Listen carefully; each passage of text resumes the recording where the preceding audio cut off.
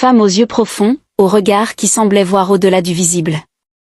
Quand Aminata arriva, elle éclata en sanglots avant même de franchir le seuil. Fatou l'écouta en silence.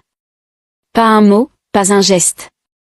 Juste ce regard pesant, ce regard qui disait « Je savais que ça finirait comme ça ». Puis, après un long silence, elle parla.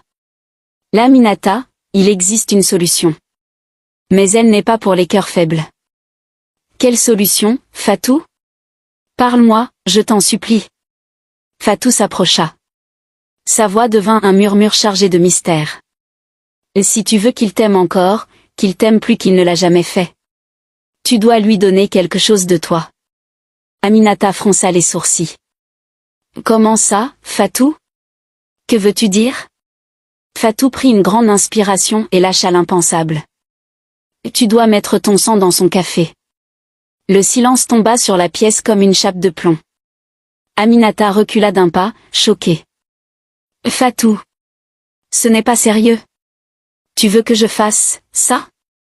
Fatou ne s'y a pas. Écoute-moi bien, Aminata. Ce n'est pas de la sorcellerie. C'est un lien. Un lien d'amour indestructible. Après ça, Kwabna ne pourra plus jamais te quitter. Aminata secoua la tête. C'était fou. Impossible.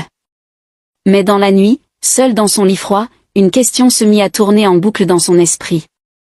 Et si Fatou disait vrai? Et le lendemain, quand Kwabna rentra à l'aube, les vêtements froissés, le sourire d'un homme qui n'avait pas dormi chez lui. Aminata sut qu'elle n'avait plus le choix. À l'aube, elle se leva avec un poids sur la poitrine.